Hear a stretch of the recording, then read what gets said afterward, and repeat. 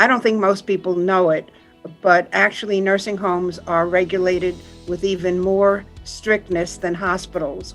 And we get called on the carpet almost daily for somebody who has a complaint. And fortunately for almost all of us, the complaints are found unsubstantiated. So there are always people who just look to make cases. And most of the cases turn out to cost us $5,000 or $10,000 just to get rid of them. But I think you're very well aware of the fact that there's a cottage industry, a lot of law firms that make their money on urging people to file lawsuits. Sure. And I'm on the other side of that, so we're all on the same page there. And I support the COVID liability issues and the limiting of litigation through the pandemic. So there's no issue there. If our revenue goes away, we're going to be further in the hole. You're going to see closures of facilities. I mean, there's no way to continue it long-term at a deficit like this if we don't get, the CARES money is great, but it's going to stop at some point, I'm assuming. And we need to keep our actual funding, which keeps us going on our day-to-day basis. I believe in what you need it for, definitely.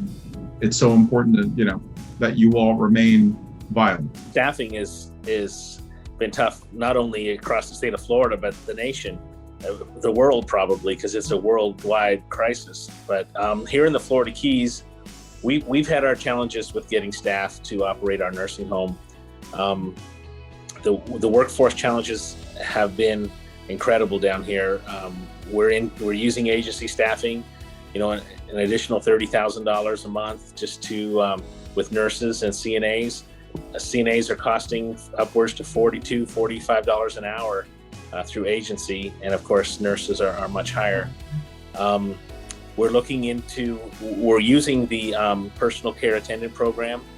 I'd like to encourage you to vote to make that permanent for us. That's a program that is working. We're training CNAs, local people that are looking for work that maybe were affected in another industry that maybe want to get into healthcare, and so that has been helping us some, but it has been challenging. I'm familiar with the bill, and I think it's a great bill. And Senator Bean, I'm sure you've heard he has COVID. So I've been covering for him, chairing the HHS Appropriations Committee. We just had a meeting this afternoon, and so I have, I will do everything in my power to help move that bill along as much as possible. When I hear conversations of, nursing facilities got CARES Act money and they should be doing great, and it's like, the reality is those dollars that we received have been spent already.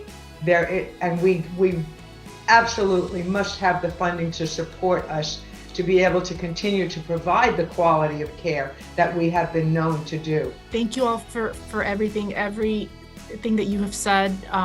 It resonates with me, and I certainly will keep all of your feedback in mind as we move through the budgeting process and continue moving forward.